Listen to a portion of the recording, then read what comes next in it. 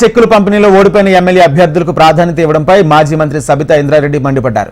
ప్రజాప్రతినిధులను గౌరవించే సాంప్రదాయాన్ని రేవంత్ ప్రభుత్వం పాటించడం లేదని ఆరోపించారు. ఆర్కేపురం డివిజన్ కొత్తపేటలో బోనాల ఉత్సవాల సందర్భంగా దేవాలయాల ఖర్చుల కొరకు చెక్కుల పంపిణీ కార్యక్రమం నిర్వహించారు. ఎమ్మెల్యే సబితా ఇంద్రారెడ్డి హాజరయ్యారు. అయితే మహేశ్వరం కాంగ్రెస్ ఇన్ఛార్జ్ వచ్చాకే చెక్కులు ఇవ్వాలని డిమాండ్ చేస్తూ పంపిణీని అడ్డుకోవడంతో నేలపై కూర్చుని నిరసన వ్యక్తం చేశారు. ఎమ్మెల్యే సబితా కాంగ్రెస్ ప్రభుత్వం ప్రజాప్రతినిధులను గౌరవించకపోవడం, ఓటేసిన ప్రజలను అవమానించడం అంటూ పేర్కొన్నారు.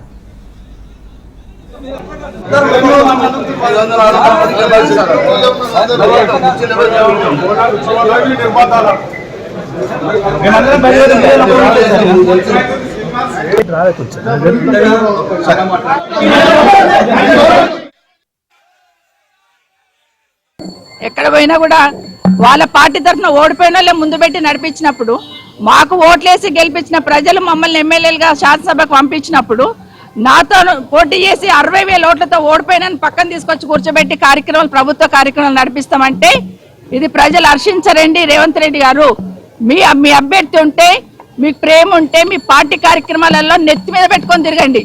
కానీ ప్రభుత్వ కార్యక్రమాలలో ప్రభుత్వ పరంగా ప్రోటోకాల్ పాటించాల్సిన బాధ్యత ఉంటుందని మరొకసారి ఈ ప్రభుత్వానికి విజ్ఞప్తి చేస్తా ఉన్నాను.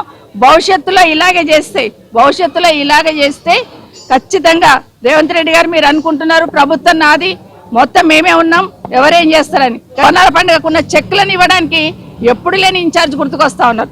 ఈ సిస్టమ్ మంచిది కాదు, దయచేసి గుర్తుపెట్టుకోమని రేవంత్ రెడ్డి గారు ఇప్పటికైనా ప్రజాప్రతినిధులను గౌరవించే సంప్రదాయాన్ని తీసుకురండి, వ్యవస్థను చెడగొట్టకండి అని ముఖ్యమంత్రి గారిని కోరుతా ఉన్నాను.